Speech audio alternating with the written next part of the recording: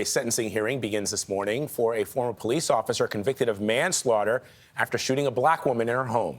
Aaron Dean faces up to 20 years in prison for the killing recorded on police body cam video. Dean was charged with murder for shooting Atatiana Jefferson through a window while investigating a call from a concerned neighbor. Omar Villafranca first covered this story in 2019 and has our report on yesterday's verdict.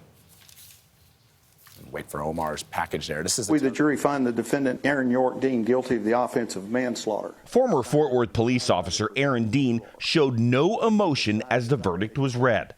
It comes more than 3 years after Dean shot 28-year-old Atatiana Jefferson inside her home. It's just not normal for them to have both the doors open this late. Officers came to her home after a neighbor reported Jefferson's door was open. Body cam video showed officers responding but never identifying themselves. Seconds after Dean spots Jefferson through her window, "Put your hands up! Show me your hands!" she was shot as her then 8-year-old nephew stood watching.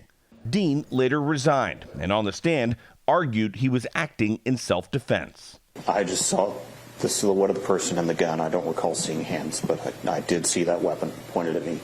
But Jefferson's nephew, now 11 years old, told a different story. I was thinking, is it a dream? She was crying, just shaking. He testified his aunt went to the window after hearing a noise outside and said she did not point her gun before she was shot and fell to the ground. Do you remember if she had the gun up or down?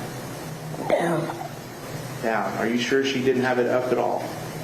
No, sir.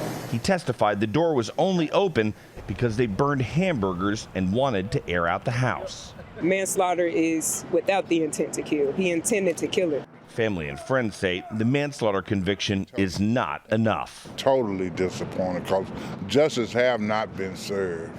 For CBS Mornings, I'm Omar Villafranca in Fort Worth.